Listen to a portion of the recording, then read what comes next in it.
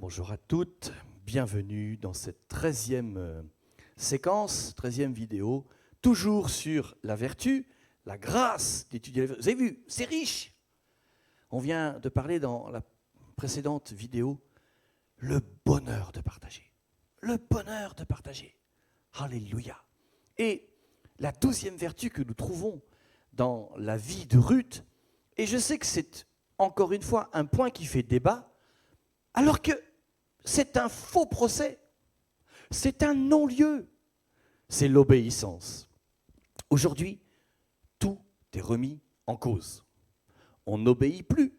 Le nombre de maires, M-A-I-R-E, dans nos communes qui sont agressés se compte par légion. Nous avons même eu ici, dans le Var, un décès dans une petite commune d'un maire du Var.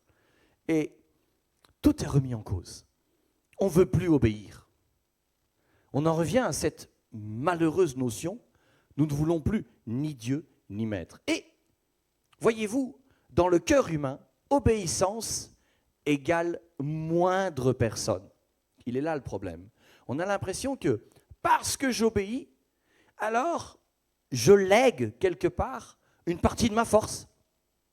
J'abandonne quelque part une partie de la puissance qui est la mienne. J'aimerais vous rassurer, vous n'avez ni puissance, ni beauté, ni rien du tout à la base. Quand bien même vous êtes beau physiquement, ça va faner au bout de 20 ans.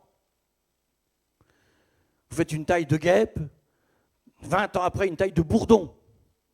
30 ans après, vous avez le bourdon. Ça ne sert à rien. Ça ne sert à rien. Vous avez des belles dents, 20 ans après, vous avez toujours des belles dents, mais c'est un dentier. Ça passe. L'obéissance, elle, puisqu'elle prend sa source dans la vertu, qui elle-même prend sa source dans le Christ, ne passe pas. C'est quoi la vraie obéissance?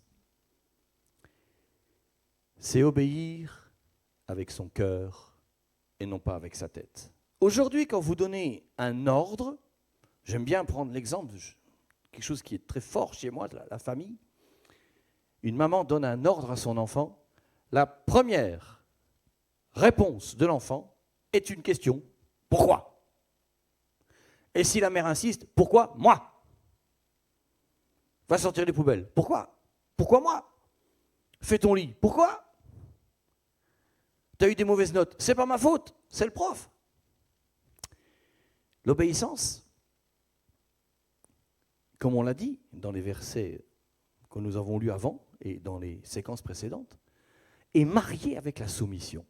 Un cœur obéissant est forcément soumis, et une personne vraiment soumise a acquis l'obéissance. Lorsque Dieu a demandé à Gédéon d'aller détruire l'idole de la ville,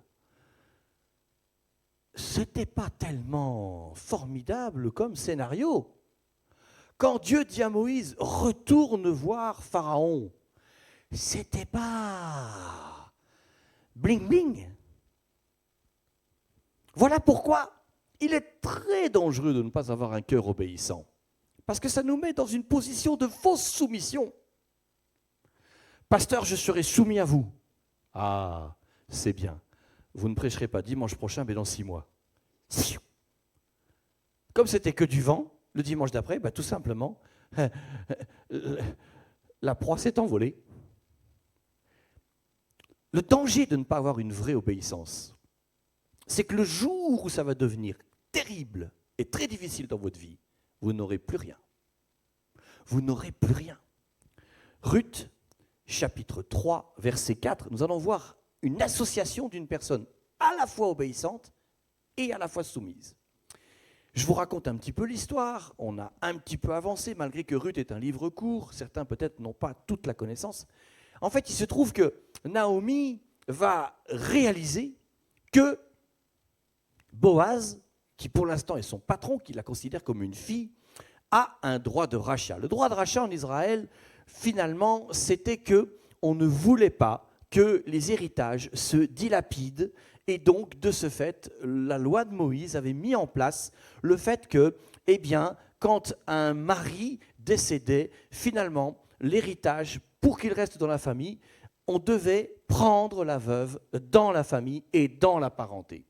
Et le Seigneur ayant organisé les choses, il se trouve que Boaz avait ce lien de parenté avec le mari de Naomi, et donc il était en droit de prendre sous son aile Ruth, qui pourtant était moabite, mais avait été mariée au fils d'un de ses parents.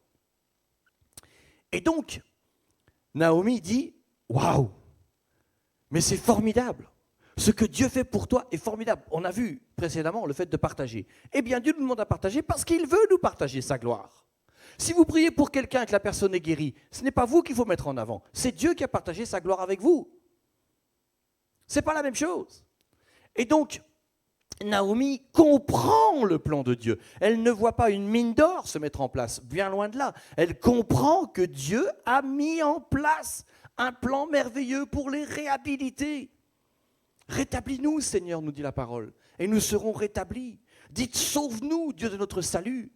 Je tourne constamment les yeux vers le Seigneur jusqu'à ce qu'il ait pitié de moi, nous dit David. Et donc Naomi dit, mais on va faire une chose simple. Il a droit de rachat. Aujourd'hui, il va faire un repas après la journée avec ses employés, ses contremaîtres. Tu vas te coucher à ses pieds. Quel exemple de soumission. Et tu attendras les consignes qu'il te dira. J'aimerais vous rappeler, je ne voudrais pas manquer cette information, c'est qu'aujourd'hui, on cherche un plan de carrière, même dans le mariage. Si vous voulez vous marier et que ça dure, cherchez Dieu, Dieu, Dieu. Soumettez-vous à lui, obéissez-lui à lui, et vous trouverez finalement, le moment venu, la personne que lui vous indiquera. Et ça durera. Même si elle est casse-pied, elle le sera, parce que vous l'êtes tout autant. Donc, Naomi dit, tu y vas, et tu vas voir. Et j'aimerais vraiment préciser que Boaz est un homme apparenté à Elimelech. Donc, il a l'âge qu'avait le mari Elimelech. C'est-à-dire que c'est un homme qui a entre 55 et 65 ans, alors que Ruth n'en a pas plus de 25. Je sais qu'au jour d'aujourd'hui, on crierait au scandale, mais si Dieu véritablement est à la manœuvre, l'âge n'est plus le critère premier. Aujourd'hui, on se marie à la vue, au regard, à la prétention, aux passions. Ça aussi, la passion est un péché, nous dit la parole de Dieu, alors qu'aujourd'hui, dans quasiment tous les cantiques, on entend passion par-ci, passion par-là. On a fait enlever ça dans tous les cantiques de notre Église, parce que la Bible nous enseigne que c'est une dépravation, est un péché.